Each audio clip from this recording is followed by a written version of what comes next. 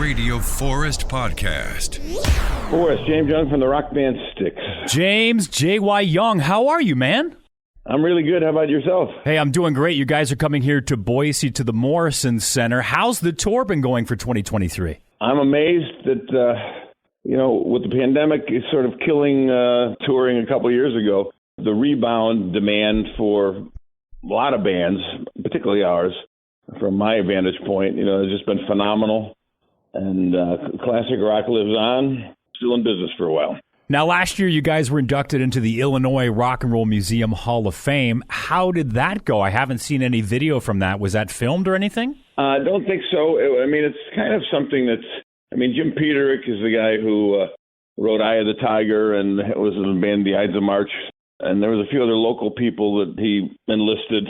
But I was a little too busy with some family issues I had to be involved in that. But there's been no real giant party or orgy or anything like that. So. And I'm so sorry to hear about the passing of your wife. How have you been doing? They say it takes at least 18 months to sort of get past the grief. And I was, not to drop names, but I have a dear friend that I met on an airplane going back about 20 years now. She's the widow of the third man to walk on the moon, Charles Pete Conrad. And she's the widow, Nancy, and somehow we've just remained friends. And she was telling me about how some guy was hitting on her and looking for my advice. So it's an interesting world we live in, and I'm still having fun doing this, and I'm going to do it till the day they got to scrape me off the stage. So. But you guys had known each other as long as Styx, right? Didn't you pretty much get together like the same time that Styx formed? In terms of my better half, absolutely. So, we sort of got together and got married in 72, and she passed, just last year in 2022, just about this time of year last year. And but she traveled with me all over North America, all over Europe, and she got to see the world from a nice vantage point. And I don't know, I miss her, but can't bring her back. But her memories, and there's some amazing, beautiful photographs of her, and people's recollection of her has been just really amazing. So. Now, my father's been doing an incredible amount of traveling. He's in Germany right now because my mother had passed away a few years ago, and shortly after that, his mom, my grandmother, passed away. And he was taking care of both of them up to their death, like a year or two before, just with some health issues, and they needed full-time care. So when they both passed, he was really kind of like untethered. I don't want to speak for him. I don't want to use the term lost. But he was saying, like, I took care of people for so long that now there's nobody to take care of. I don't really know what to do. And it wasn't like I don't have anything to do. It's that caring for somebody that he had loved for so much was gone, and he's like, I got to relearn like what to do every day. Is there any relation to that? Because I know you also were taking care of your wife as well. Yeah, well, my mother set an example. I had a sister who became a quadriplegic when she had just been married for a few years, and the husband stayed around for a while, but ultimately left. And she was in nursing home type facilities for a year or two, and then my mom decided she didn't really like the care she was getting. So my mother brought my sister home, and then we had the means to hire outside help to come in and help my mom and stuff. And same thing kind of happened with my better half. Some of the people that had worked at my mother's side taking care of my sister, they came in to help me take care of my better half.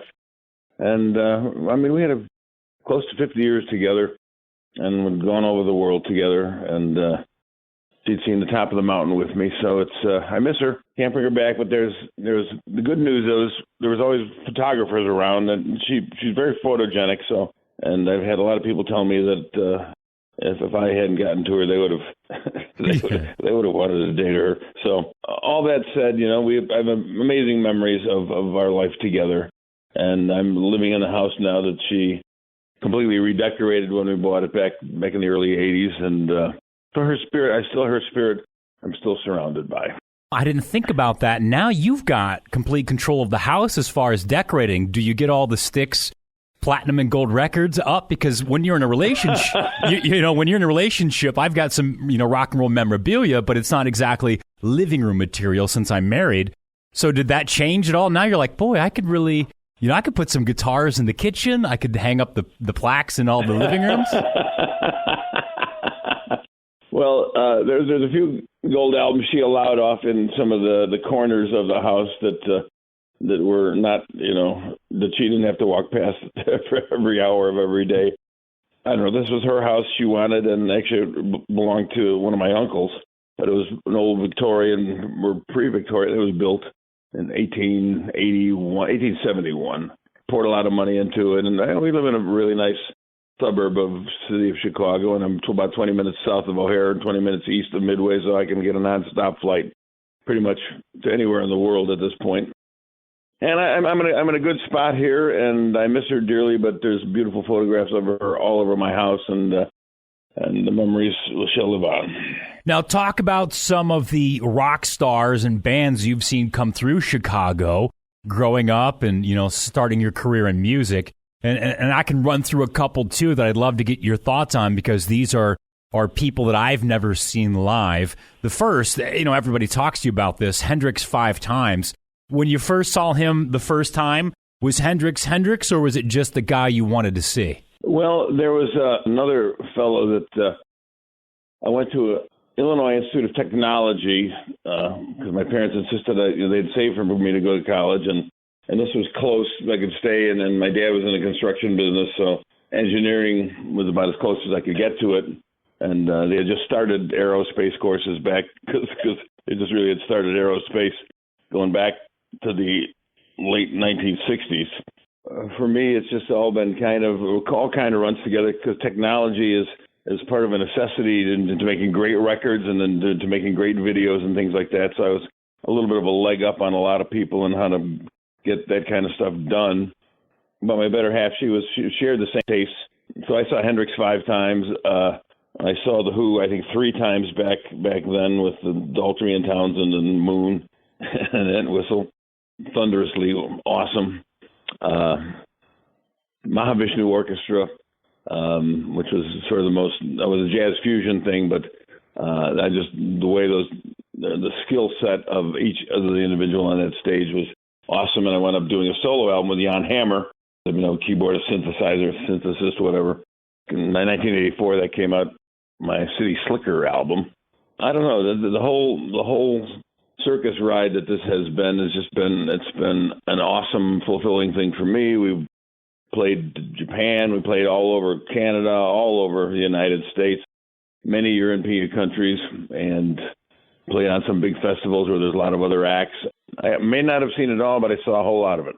Now, I'm super jealous, and I'm slightly obsessed with watching live performances of Albert King. What was he like in concert? Well, Albert King, I loved his style of playing, and he was one of those bigger-built African-American blues guys that I definitely lifted some stuff from his playing style. A black man singing the blues, it's legit. That's the source of the blues to me. Saw him play Buddy Guy once or twice. Bo Diddley was the first vinyl LP I bought. Bo Diddley's a gunslinger, and I happen to be friends with his daughter now.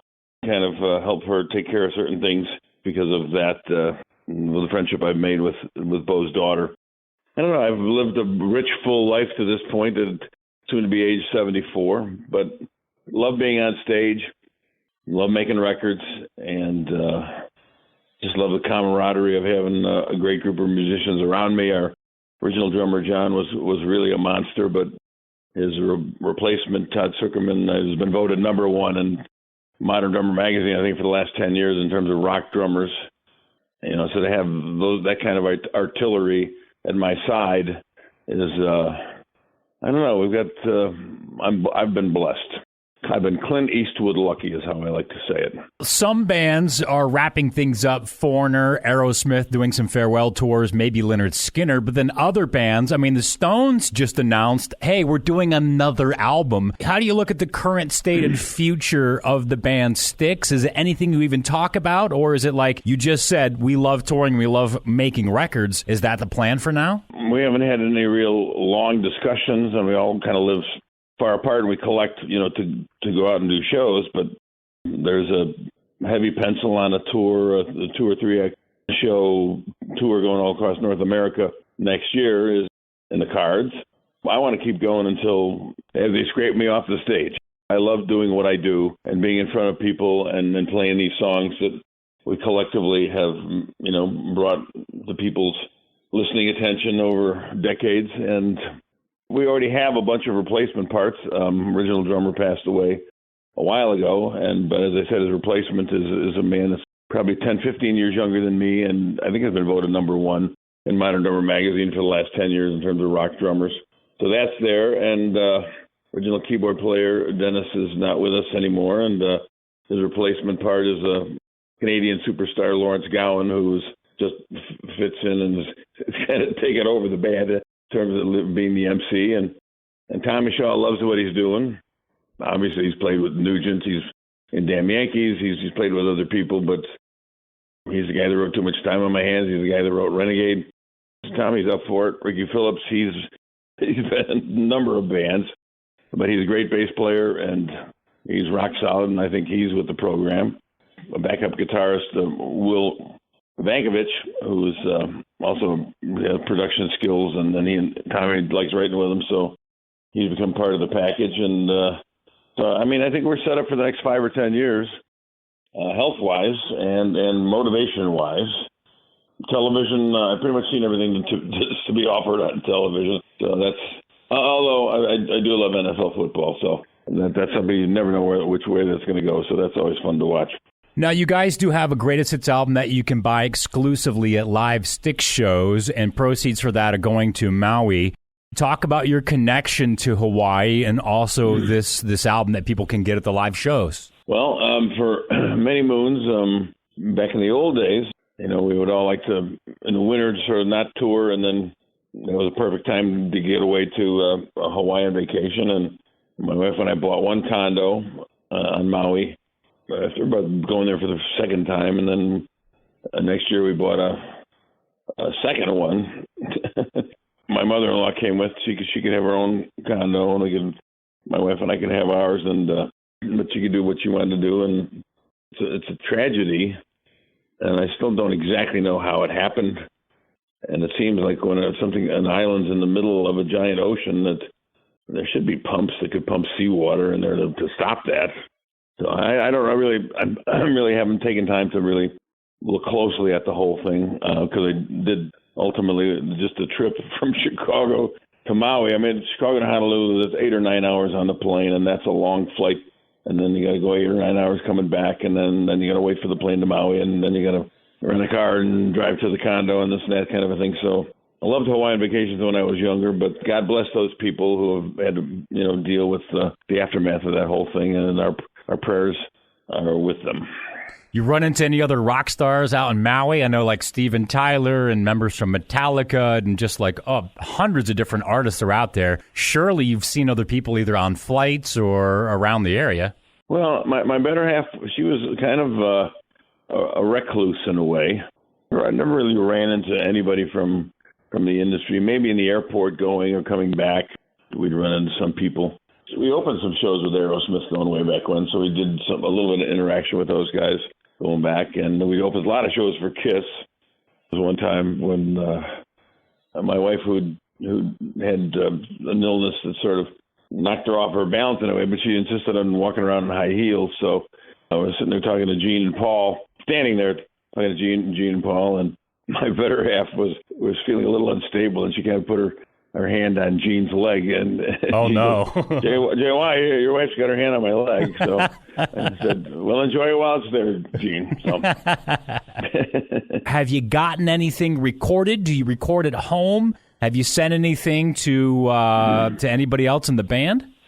I know Tommy's busy writing, and I think Lawrence is busy writing. I have been less busy writing because I actually lost my wife now back April, and it's just taking the steam out of my sails.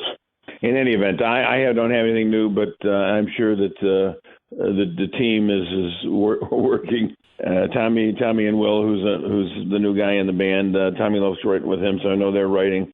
Lawrence writes, and eventually, if it's meant to be, there'll be another Styx album. Yeah.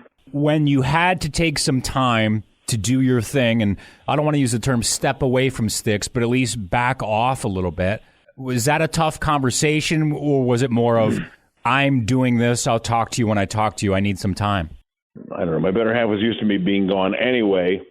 She maybe spent a few weeks in the hospital, but ultimately she came home and having had an older sister that became a quadriplegic, my mother had a lot of outside help there, and a number of those wonderful women who worked on my mother's side taking care of my sister came to my rescue, taking care of my wife. And actually my wife is Susie, and then there's the most amazing caregiver we ever had is another Susie who's been around, and now my wife has passed, but now here she's working for me part-time, so the piggy musician doesn't have a piggy-looking house. Thanks, Donna. J.Y. Young, thank you so much for the call today. We're going to see you September 23rd at the Morrison Center in Boise. I know you've got another Idaho date before that, so good luck on the road, and we can't wait to see you when you come through the Treasure Valley. We always love coming up to the Pacific Northwest, Idaho. We're ready to rock.